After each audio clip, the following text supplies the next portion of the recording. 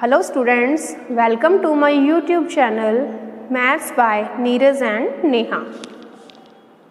Hello students, कैसे हो आप सब। आई होप आप और आपकी फैमिली घर पर स्वस्थ होंगे, सुरक्षित होंगे। जैसा कि आप सब जानते हैं कि यूजीसी ने आपको नेक्स्ट क्लास सेकेंड ईयर में प्रमोट कर दिया है, तो सबसे पहले इसके लिए आपको कॉन्ग्रेचुलेशंस। तो बेटा जैसे फर्स्ट ईयर में आपके मैथ्स में 3 पेपर्स होते थे, मीन्स 6 बुक्स होती थी, वैसे ही बीएससी सेकेंड ईयर में भी मैथ्स में आपकी टोटल 6 बुक्स होती हैं। मैथ्स में टोटल जो आपकी बुक्स होती हैं वो 6 होती हैं और 6 बुक्स आगे 3 पेपर्स में डिवाइड हो जाती हैं, ठीक है। और वो 3 पेपर्स कौन कौन से हैं वो देखते हैं। सबसे पहले जो आपका पेपर फर्स्ट है उसके अंदर 2 बुक्स होंगी। फर्स्ट बुक है आपकी हायर कैलकुलस, हायर कैलकुलस जिसे हिंदी में उच्चतर कलन कहते हैं, उच्चतर कलन, ठीक है। इसी में ही सेकेंड बुक है आपकी theory of convergence, theory of convergence जिसे हिंदी में अभिसरण सिद्धांत कहते हैं, अभिसरण सिद्धांत, ठीक है। इसी टाइप से जो पेपर सेकंड है उसके अंदर भी 2 बुक्स हैं। इसके अंदर जो फर्स्ट बुक है वो है डिफरेंशियल इक्वेशन, डिफरेंशियल इक्वेशन जिसे हिंदी में अवकल समीकरण कहते हैं, अवकल समीकरण। और जो सेकंड बुक है वो है partial differential equation, partial differential equation, ठीक है। इसे हिंदी में बोलते हैं आंशिक अवकल समीकरण, ठीक है। इसी टाइप से पेपर जो थर्ड है, थर्ड पेपर में भी 2 बुक्स। फर्स्ट बुक है डायनामिक्स, इसे हिंदी में गति विज्ञान कहते हैं। और सेकंड बुक है स्टैटिक्स, जिसे हिंदी में स्थिति विज्ञान कहते हैं। तो इस टाइप से आपके 3 पेपर्स 6 बुक्स में डिवाइड होते हैं। फर्स्ट पेपर में 2 बुक्स हैं, हायर कैलकुलस और जिसे हिंदी में उच्चतर कलन कहते हैं। सेकंड बुक है थ्योरी ऑफ कन्वर्जेंस मीन्स अभिसरण सिद्धांत। सेकंड पेपर में डिफरेंशियल इक्वेशन मीन्स अवकल समीकरण और दूसरी बुक है पार्शियल डिफरेंशियल इक्वेशन मीन्स आंशिक अवकल समीकरण। थर्ड पेपर में डायनामिक्स और स्टैटिक्स की बुक्स हैं जिसे हिंदी में गति विज्ञान और स्थिति विज्ञान कहते हैं। तो इस टाइप से आपकी ये 6 बुक्स हैं टोटल। पेपर का पैटर्न वही रहेगा, आपका सेक्शन वाइज आता है। ए, बी और सी सेक्शन में डिवाइड होता है पेपर हमारा।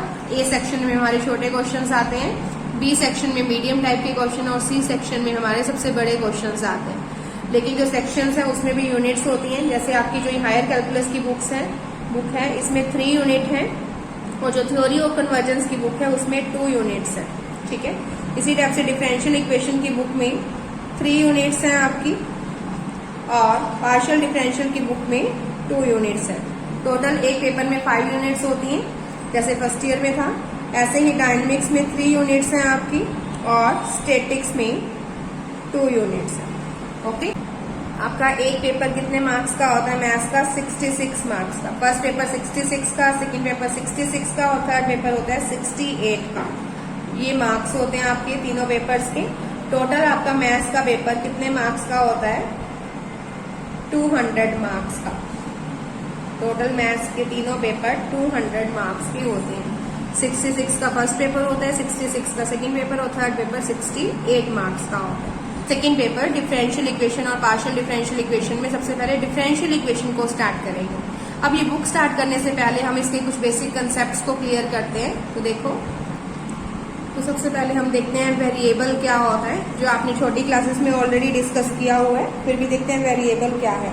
वेरिएबल नाम से ही क्लियर हो रहा है इसमें। देखो, वेरिएबल को अगर हम 2 पार्ट्स में डिवाइड कर दें तो वेरिएबल है ना, वेरिएबल मतलब जिसमें वेरी करने की एबिलिटी होती है, जिसमें जिन वैल्यूज में वेरी करने की एबिलिटी होती है उन्हें हम क्या कहते हैं, वेरिएबल कहते हैं। या ये कह सकते हैं जिनमें चेंजेस पॉसिबल होते हैं उन्हें क्या बोलते हैं, वेरिएबल बोलते हैं।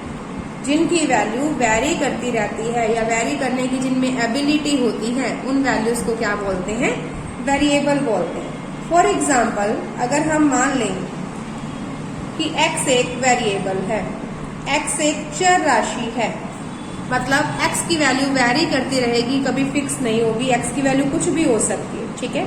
इसी के साथ ही अगर हम मान लें कि x वेरिएबल का एक फंक्शन है fx, तो x वेरिएबल का अगर एक फंक्शन है fx, तो fx किस पे डिपेंड कर रहा है, x वैल्यू पर, x की वैल्यू पे डिपेंड कर रहा है। अब हम चेक करते हैं, अगर हम मान लें कि fx की वैल्यू x स्क्वायर है, हमने फंक्शन मान लिया x स्क्वायर। अब इसमें अगर हम x की वैल्यू पुटअप करते जाएं तो हमारे पास फंक्शन fx की वैल्यू आती जाएगी, है ना। अब हम चेक करते हैं कि x की वैल्यू रखने पर फंक्शन की वैल्यू क्या आती है। तो इसमें अगर हमारे पास हम मान लें कि x की वैल्यू 1 है, देन हमारे पास fx क्या बनेगा, f ऑफ 1 बन जाएगा। तो इक्वस टू क्या आ जाएगा, 1 का स्क्वायर इक्वस टू 1 आ गया। इसी टाइप से अगर x की वैल्यू हम पुटअप कर दे 2, देन हमारे पास फंक्शन क्या बनेगा, f ऑफ 2 बराबर 2 का स्क्वायर मीन्स 4। इसी टाइप से अगर x की वैल्यू हम 3 रखें तो क्या आएगा फंक्शन, f ऑफ 3, और f ऑफ 3 क्या हो जाएगा, 3 का स्क्वायर मीन्स 9। हमने क्या किया, इसी टाइप से आगे कुछ भी पुटअप कर सकते हैं। तो हमने क्या किया, x की वैल्यू इंक्रीज की, मतलब x की वैल्यू पहले 1 रखी, फिर 2 रखी, फिर 3 रखी। x की वैल्यू जैसे जैसे हमने इंक्रीज की तो हमारा फंक्शन क्या आया, पहले आया 1, फिर आया 4, फिर आया 9, मतलब फंक्शन की वैल्यू भी इंक्रीज हुई। तो x इस फंक्शन में, मतलब fx बराबर x स्क्वायर में x की वैल्यू पुटअप करने पर हमारा फंक्शन भी क्या हो रहा है, इंक्रीज हो रहा है। तो जरूरी नहीं है फंक्शन में x की वैल्यू रखने पर हमारा फंक्शन हमेशा इंक्रीज ही हो, आपके फंक्शन के ऊपर डिपेंड करता है कि आपका फंक्शन x की वैल्यू पर इंक्रीज होगा या डिक्रीज होगा, ठीक है। जैसे fx बराबर हमने x स्क्वायर लिया, तो आप जरूरी नहीं x स्क्वायर लेना, यहाँ पे x ले सकते हो, x की क्यूब ले सकते हो, x की पावर 1/3 ले सकते हो, x की पावर 2/3 ले सकते हो, कुछ भी ले सकते हैं। मतलब जो हमने ये फंक्शन लिया fx बराबर x स्क्वायर, इसमें हमने x की वैल्यू इंक्रीज की तो हमारा फंक्शन भी क्या हो रहा है, इंक्रीज हो रहा है। तो ये वेरिएबल और फंक्शन की बातें आपने पहले छोटी क्लासेस में 12th में, फर्स्ट ईयर में सब कुछ क्लियर किया हुआ है ना। इसी बेस पर अगर हम मान लें कि x और y हमारे पास 2 वेरिएबल्स हैं, अब हमने 2 वेरिएबल्स ले लिए x और y।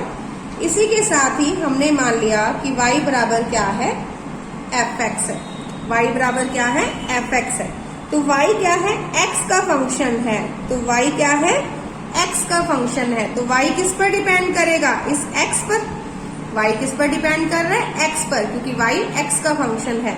देन जो ये y वेरिएबल हुआ, ये हुआ डिपेंडेंट वेरिएबल, और जो ये x वेरिएबल हुआ इसे बोलते हैं इंडिपेंडेंट वेरिएबल, शॉर्ट में इन I.V लिखते हैं। डिपेंडेंट वेरिएबल को हिंदी में परतंत्र चर या आश्रित चर भी कह सकते हैं। इसी टाइप से इंडिपेंडेंट वेरिएबल को स्वतंत्र चर भी कह सकते हैं। क्या है कि x और y अगर 2 वेरिएबल्स हैं और y अगर x का फंक्शन है तो y किस पर डिपेंड कर रहा है, x वेरिएबल पर। देन y क्या हुआ, डिपेंडेंट वेरिएबल, और x क्या हुआ, इंडिपेंडेंट वेरिएबल, मीन्स परतंत्र चर और स्वतंत्र चर। अब इसी डिपेंडेंट वेरिएबल और इंडिपेंडेंट वेरिएबल के बेस पर हम न्यू डेफिनेशन को डिस्कस करते हैं, डेरिवेटिव्स। ये भी आपने 12th क्लास में डिस्कस किया हुआ है। मीन्स अगर हम मान लें कि y क्या है, x वेरिएबल का फंक्शन है, मतलब x और y क्या है, सबसे पहले 2 वेरिएबल्स हैं, 2 चर राशियां हैं, और y क्या है, x वेरिएबल का फंक्शन है।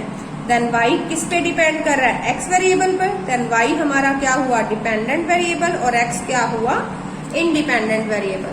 देन अगर y डिपेंडेंट वेरिएबल है और x इंडिपेंडेंट वेरिएबल है, देन डिपेंडेंट वेरिएबल का इंडिपेंडेंट वेरिएबल के रिस्पेक्ट जो चेंजेस होते हैं, जो परिवर्तन होते हैं, उन चेंजेस को क्या बोलते हैं, अवकलज डेरिवेटिव्स। तो डेरिवेटिव्स की सिंपल सी डेफिनेशन है कि अगर x और y दो वेरिएबल्स हैं और y x का फंक्शन है, देन y डिपेंडेंट वेरिएबल हुआ और x इंडिपेंडेंट वेरिएबल, मीन्स ये आश्रित चर और ये स्वतंत्र चर। देन आश्रित चर का स्वतंत्र चर के सापेक्ष जो परिवर्तन होता है, जो चेंजेस होता है, उसे क्या बोलते हैं? डेरिवेटिव्स। और अगर y x का फंक्शन है, देन y के मतलब डिपेंडेंट वेरिएबल क्या हुआ? y, इंडिपेंडेंट वेरिएबल क्या हुआ? x। तो आप इसे कह सकते हैं डिपेंडेंट वेरिएबल हो गया y और इंडिपेंडेंट वेरिएबल x। तो हमने क्या कहा? डिपेंडेंट वेरिएबल के इंडिपेंडेंट वेरिएबल के रिस्पेक्ट जो चेंजेस है उसे डेरिवेटिव बोलते हैं। मीन्स y के x के रिस्पेक्ट जो चेंजेस होंगे, y के x वेरिएबल के रिस्पेक्ट जो भी चेंजेस होंगे उसे हम क्या बोलेंगे? डेरिवेटिव्स। और y के x के रिस्पेक्ट जो चेंजेस होते हैं, मतलब जो डेरिवेटिव्स होते हैं, उसे हम डिनोट किससे करते हैं? Generally dy by dx, dy by dx से डिनोट करते हैं। ठीक है, y का x के रिस्पेक्ट चेंजेस हुआ इसमें। ठीक है, तो ये है dy by dx, derivative y का x के रिस्पेक्ट। और जो dy बाय dx है, इसे ही हम फर्स्ट ऑर्डर डेरिवेटिव भी बोलते हैं। इसे फर्स्ट ऑर्डर डेरिवेटिव भी बोलते हैं। अगर हम dy बाय dx का दोबारा से x के रिस्पेक्ट डेरिवेटिव कर दें, मतलब जो हमारा dy बाय dx है, इसका दोबारा से x के रिस्पेक्ट डेरिवेटिव करें तो क्या आएगा? d by dx।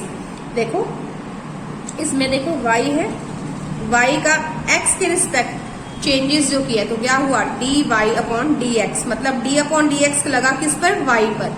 अब अगर इसी का दोबारा से डेरिवेटिव करना है तो इसके साथ क्या लगेगा? d बाय dx, मतलब किसी का डेरिवेटिव करना है तो उसके साथ क्या आएगा? d by dx। और dx भी क्यों आया? क्योंकि यहाँ पे x इंडिपेंडेंट वेरिएबल था, मतलब अपॉन में कौन सा आता है यहाँ पे? Independent variable. तो d upon dx, dy by dx जो है, इसे सॉल्व करें तो ये क्या बनेगा? d square y by dx के, ये बनेगा d square y upon dx के। और इसे क्या बोलते हैं? Second order derivative. इसी टाइप से जो d square y by d x square है, इसका अगर हम अगेन डेरिवेटिव कर दें, मतलब d अपॉन डी एक्स लगा दें इसके साथ, तो क्या बन जाएगा? d की cube y upon D x की क्यूब। और इसे क्या बोलेंगे? Third order derivative. तो ये सभी चीजें आपने 12th क्लास में डिस्कस की हुई है। इसी टाइप से हम nth ऑर्डर डेरिवेटिव भी निकाल सकते हैं, मतलब d की power n y upon D x की पावर n अगर है तो इसे क्या बोलोगे? nth order derivative, nth order derivative. ठीक है, तो इस टाइप से हमने ये basic derivative topic already clear किया हुआ था 12th क्लास में फर्स्ट ईयर में। अब इसी के बेस पर हम डिफरेंशियल इक्वेशन की बुक को डिस्कस करेंगे। ओके, तो ये मेन बेसिक कंसेप्ट्स हैं, अब इनको रोज कीजिएगा। नेक्स्ट क्लास में हम न्यू टॉपिक को डिस्कस करेंगे। Okay, thank you. Thank you. Please like and share my video and subscribe my YouTube channel.